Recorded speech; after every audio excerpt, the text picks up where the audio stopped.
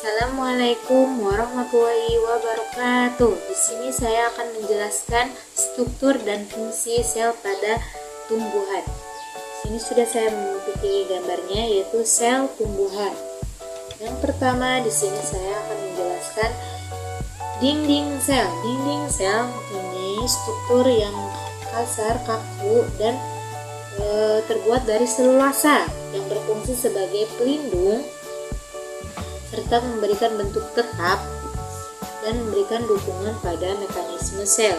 Yang kedua ada badan Golgi. Badan Golgi yaitu sekumpulan kantung pipih yang tersusun rapi yang berfungsi sebagai proses memodifikasi, mendistribusikan protein.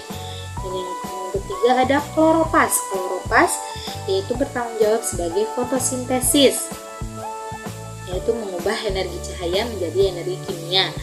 Yang keempat ada mitokondria. Mitokondria yaitu mempunyai bentuk oval atau lonjong yang mempunyai dua membran, yaitu membran dalam atau yang halus dan membran luar yang halus dan membran dalam yang berlipat-lipat yang berfungsi sebagai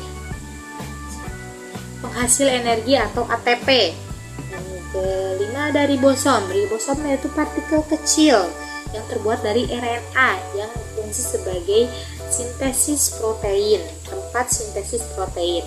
Dan yang selanjutnya ada membran sel. Membran sel yaitu di lapisan di bawah dinding sel yang berfungsi sebagai mengatur masuk keluarnya zat keluarnya zat sel.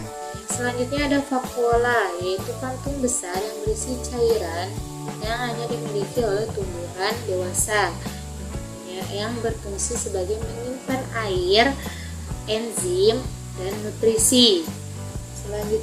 Selanjutnya di sini ada sitoplasma, yaitu cairan kental di dalam sel yang mengandung organel-organel sel yang berfungsi sebagai tempat berlangsungnya reaksi metabolisme sel.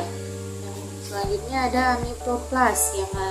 Amipoplas yaitu sel yang hanya ada di dalam sel tumbuhan yang berfungsi sebagai untuk memproduksi, memecahkan, dan menyimpan hati. Yang selanjutnya ada peroksisom, yaitu kantung kecil yang berisi enzim yang berfungsi berperan dalam metabolisme lemak dan detoksifikasi senyawa berbahaya.